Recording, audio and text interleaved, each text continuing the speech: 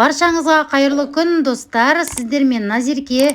Бүгін сіздерге ешқандай миксердің қажетінсіз бір ғана жұмыртқадан өте дәмді болып шығатын кекстің рецептімен бөлісетін боламын. Міндетті түрде менің әдісімен жасап көріңіздер. Ең алдымен тап-таза құрғақ ыдысымызға бір жұмыртқамызды саламыз. Міндетті түрде таза ыдыс болу керек, ешқандай су тамбасын. Бір жұмыртқамызды жарып толықтай саламыз. Оның үстіне ешқандай грамсыз осындай шай ішетін кесемен толтырмай қант салыңыздар. Шай ішетін кесенің мөлшері осындай. Енді блинчиктің немесе вилканың көмегімен барлығын толықтай жақсылап тұрып араластырып алыңыздар. Миксердің қолданудың қажеті жоқ бұл кезде. Шамамен бір 5 минуттай араластырсаңыздар, өзі екі масса аппақ болып ағаратын болады. Мінекей осылай ағара бастаған кезде уже масса дайын деген сөз. Оның үстіне жаңағы дәл біздің пайдаланған кесеміздің үстінен ең алдымен сүтімізді құямыз толықтай. Содан соң барып сұйық майымызды құямыз. Бір кесе болу керек. Толтырмай құйыңыздар.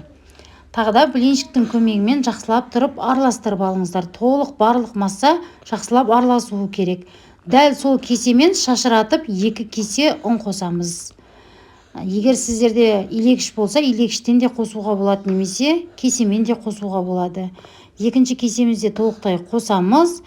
Ұнның барлығын толық қосып болғаннан кейін шай қасықпен, дәл осындай шай қасықпен қопсытқыш, яғни разрыхлителді бір қасық қоссаңыздар толықтай жеткілікті болады.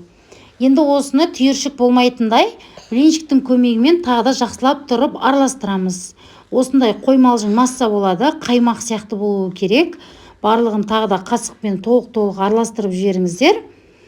Енді біз формаға орналастыратын боламыз. Менде осындай формочка, бұған ешқандай май жағудың қажет жоқ. Ендігі кезекте қамырды орналастырамыз. Әркімнің формасы әртүрлі болады, толтырып жібермеңіздер.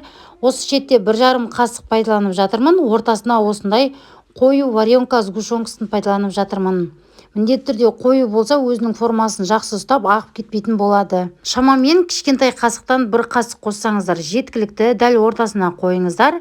Үстінен тағы да 1 қасық қамырымызды құямыз толықтай. Бетін толықтай осы қамырмен жауып қоямыз. Қызып тұрған пешке міндетті түрде пісіріп аласыздар. 150-180 градуста 35-20 минутта толық пісіп шығады. Өте дәмді болып шығады. Бір жегенде аузыңызда дәмі қалып қояды. Міндетті түрде жасап көріңіздер. Егер сіздерге осы видео ұнаса, каналыма тіркеліп қоюды ұмытпаңыздар. Келесі видеода кездескенше сау болыңыздар.